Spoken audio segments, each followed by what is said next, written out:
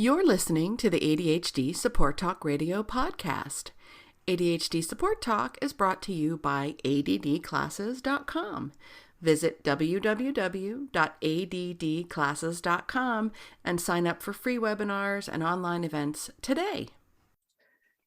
All right. Hello and welcome back to ADHD Support Talk Radio. I'm your co-host, Lynne Edris, and I'm a productivity and ADHD coach. So I help overwhelmed professionals to learn to take control of their time and their lives so that they can fulfill their potential and have more time and energy for what matters most to them.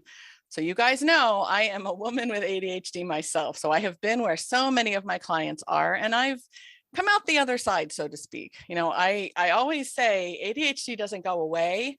You can't cure it or solve it, but you sure can learn to live well with it. So I know every single one of you can share the same success yourselves. You can learn more about me and what I do and the programs and services I offer at www.coachingadvantages.com. And if you text the keyword hack, HACK, to the number 33777, I'll send you my 7 foolproof productivity hacks to help you add hours of free time to your weeks by investing just a few short minutes each day. Well, today I have with me Chelsea Brennan, and I'm excited to talk with her because in a moment we're going to talk about something that's really important and really problematic for a lot of our clients. So we're going to talk about financial wellness when you have adult ADHD. Welcome, Chelsea. Glad to have you here with us. Thank you so much for having me, Lynn. I'm excited to be here. I'm excited to have you. So we're going to talk about financial wellness, but tell our listeners a little bit about you, what you do, where they can learn more about the programs and services you offer. Absolutely. So I'm Chelsea Brennan. I'm the founder of Smart Money Mamas, where we help moms build wealth in a way that feels really good to them and that lets them pass positive money lessons on to their kids. In a prior life, I was a hedge fund manager and managed over $1 billion for that fund. And I decided after my first child was born that I needed a career that more aligned with my own values. And so I left over 3 years ago to do that work. Awesome. So what is your website, or how can our listeners find you? Absolutely. So we're Smart Money Mamas, and that's mamas, MAMAS.com, and at Smart Money Mamas on all social platforms. Awesome. Perfect. The topic that you brought to us for the podcast it's a big one for our listeners. It's a really big one. And it's something that a lot of my clients struggle with over the years. And where would you like to start, Chelsea, to jump in? Absolutely. So let's talk about money mindset. And I think that when a lot of people come to me, and probably when a lot of people come to you, Lynn, and ask about money, they want to fix, right? What budgeting tool should I use? Like, what app should I use? How do I fix this? Right. And the reality is that there's no tool that's going to work until you clear out some of your own head trash about money. And there's almost no place where that's more true than people with ADHD or any kind of, non-neurotypical structure, right? Because we're told from a young age, you're not good with money, right? You're too flighty, you're too distracted, you're an impulse spender. And like that just becomes part of who you are. And you have to shed that to really make any of the tools work. Absolutely. I always say, if you don't fix what's going on between your ears, no amount of strategies, tools, tips, tricks, hacks, none of that stuff is going to help you. You've got to, I always say, you've got to crack that nut. And for a lot of us, that is the toughest nut to crack, right? What we think about ourselves and our challenges, how we see those things can make all the difference in, whether or not we're able to be successful in really anything that we try. Absolutely. And so to really start to figure that out, I think with money, it's so deep because money is intrinsically tied to everything we do in our capitalist society, right? Mm-hmm. And especially to ideas of fight or flight and real true fear and safety, because the ability to keep food in our mouths and a roof over our heads depends on having money. And so because of that, as money's intrinsic tie to who we are as people, most money mindsets are actually set around age 7 is what research shows. And so these might be memories and moments that you haven't thought about in 20, 30, 40 years, but they've been playing almost as this like backup track in your brain forever. And it's been looking for proof of those things. And so when we want to spend some time figuring out what is going on between our ears and how to change it, we have to spend some time thinking back. And so one of the first exercises we recommend people go through is find a quiet spot Or if you're someone who needs to move, I actually like doing these things on a walk, like going out in nature and moving, because just sitting still is not a way for my brain to process well. And so go for a walk and think back. What is the first time I remember an experience with money? And this could be something directly related to money. It could be something your parents said. It could be an argument that they were having. Really, this runs the gamut. But think about what that memory was. And then take the next step of, what did you decide about money in that moment, right? Because that's the big question. We made some big overarching decision at age 5, 6, 7, 8 that didn't have the perspective of our adult minds, and likely had either contradictions or was just wrong. This could be that you are a spender, right? Your parents gave you some pocket money and you blew it at the carnival in 5 minutes, and they told you that you were bad with money, right? Or you couldn't get the thing that you wanted. This could be a number of things, but you want to start to think about that moment. And once you get clear on what that is, you might realize right away, hey, like, I don't believe that. That's not true at all. And it'll give you a base to start rebuilding the narrative you want. But if you're still feeling like, hey, why do I have such a negative mindset about this? Or why do I feel like I'm so bad with money? Start to think through transformative moments, right? What was your experience like when you got your first job, when you went to college, when you filled out student loan paperwork, when you had to apply for your first apartment? All of these things are big moments that just little words from family members, from loved ones, from people that were in charge can make really big decisions about money. So we want to make sure we really understand our own money story to start to write the next chapter. That's so important, right? It is. And all of this starts with awareness. It really is starting to uncover, like, what are my beliefs? What is my mindset? What is my perspective around money? And how is it getting in my way? And then you can start to make some changes. Then you can start to, in practical ways, start to shift your mindset. Yeah. What are some of the things that you see, or some of the things you commonly hear about in terms of mindset with the people that you work with on this particular topic? Anything in particular pop up for you? So there's a lot of things that come up repeatedly. Not being capable of managing money, not being worthy of money is a really big one, especially if you have self-worth issues in other places, in any form, right? You don't love your body image, you don't like how you're, whatever it is. Money often comes to that too. I'm not worthy of wealth.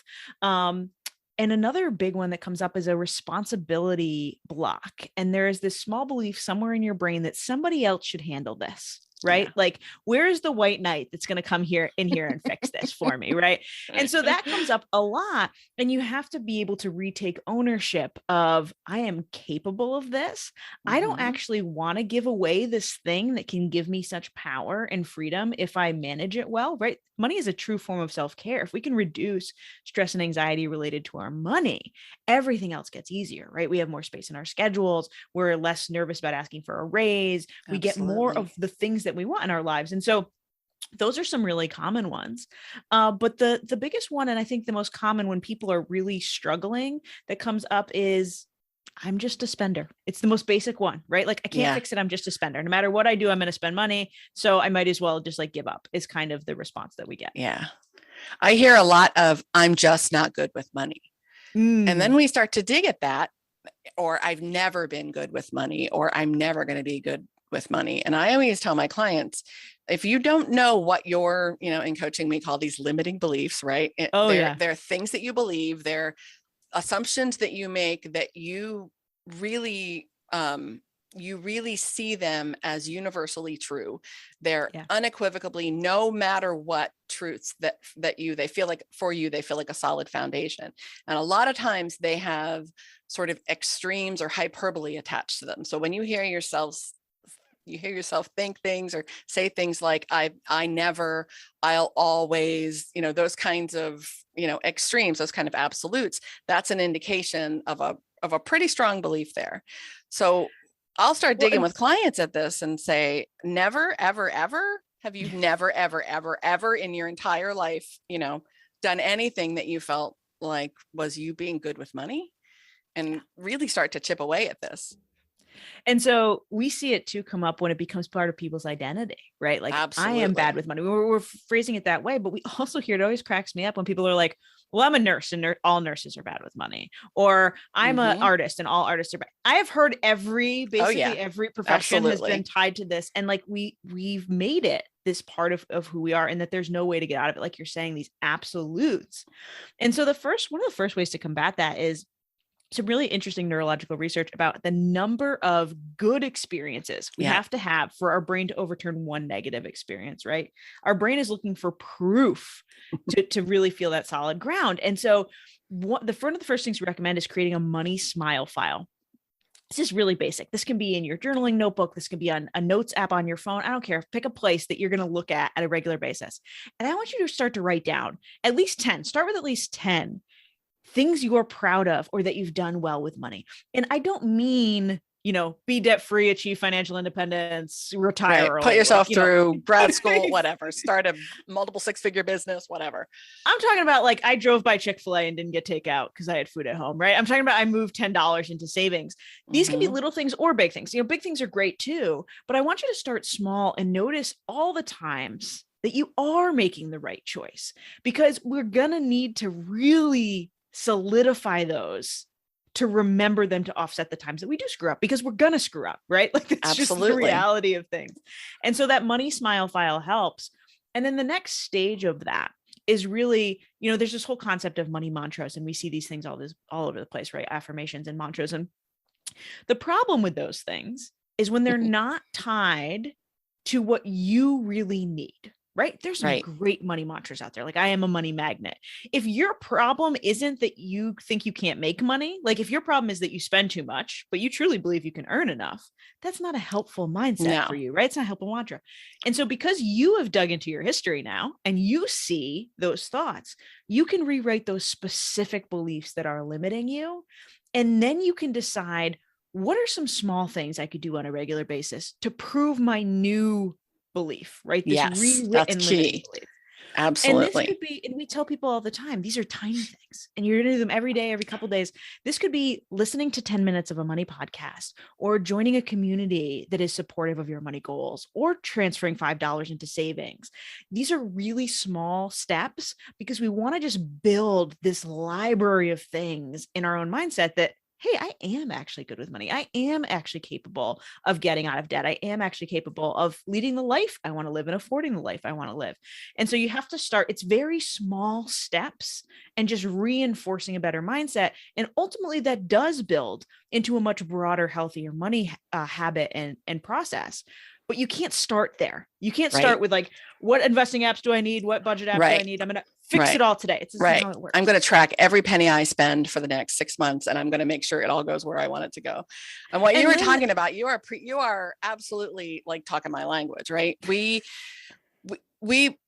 Our brains are wired to look for things that reinforce what we're focused on. So if you're focused on, I am bad at money, your brain is wired to bring up proof of that, right? And as long as you're focused on that negative, I am bad with, or I'll never, whatever, or I'm a spender or whatever, your brain is always going to be looking for proof to reinforce that. You have to change the area, the thought that you're focused on, and start to build what I call that experiential proof, right? Build some new data for your brain to find, and make it easy for your brain to find it by capturing it and bringing a habit forth of looking at it on a regular basis. It's huge. It really is. And what's hard too is people come to us early on and they eventually like have these amazing experiences and successes. In those first few days though, they're like, I just want you to tell me what to do so I never have to think about money again. Right. I'm like, guys, money impacts where we go to school, the food we eat, where we go on vacation, where we live, like the clothes that we wear, so much where we work, so much is influenced by money that we're never going to live in a world where you can just ignore that whole part of life. Right. We just have to build a healthier way that we think about it and work with it. That is huge. That is huge. And when you can get that, your mindset, your perspective working for you, then the rest of the stuff also gets easier, right? Whether it's, tracking your spending, whether it's, recording your I don't know, your expenses, whether it's, I'm going to use the other B word that my clients hate, is whether it's a budget, whether it's, whatever it is, whether it's saving, whether it's planning, that all gets easier when you have a healthier mindset with your money. I mean, this is huge. Words make a huge difference, right? If budget doesn't work for you, call it a spending plan, call it a happiness allocation, pick a different word. And frankly, we teach, we have a monthly membership community called the Motivated Mama Society. And one of the things we teach in there is rename anything that makes you feel better. And so if you go into my budget, it doesn't say mortgage, it says the Burrow, because we're huge Harry Potter fans and we love the like homey feel of the Burrow. It says the Burrow, and it doesn't say groceries, it says food and fuel, right? Like food is fuel. And there's all these little things, and it can come to credit card debt too, right? So many of us feel so much shame about debt. And instead of paying off, credit card number 3, there is something you bought on that card, right? So figure out what is a positive experience that you did with that money, and name it that. And you're paying off that thing. And then you can kind of forgive that, mistake, for lack of a better word, and move forward. But if you're always focused on, I'm in so much credit card debt, you're just berating this point and you're not letting yourself move forward. Absolutely. I love it. I'm a big fan of like, you've got to find the words that make it work for you, right? All a budget is resource allocation, but the word budget is like the word diet. It, for a lot of us, it has ramifications of failure, of scarcity, of deprivation, of all that sort of, the sort of negative connotation. So you do what works for you, right? There's no wrong way to do this. And this is a great point too. And I think a lot of us have this negative relationship with the word budget, because a budget was always what other people thought we were supposed to do with our money, right? This was like, okay, I'm supposed to be responsible and I'm supposed to pay this debt and I'm supposed to be responsible. I'm supposed to save for retirement. And like you whittle it down and it feels like there's no room left for the things that you actually want. So it does become scarcity based. It does become restrictive. Instead of, when you start with mindset, and really start to identify what is the relationship you want with money, we can move much more clearly into, well, what do you want your money to do for you?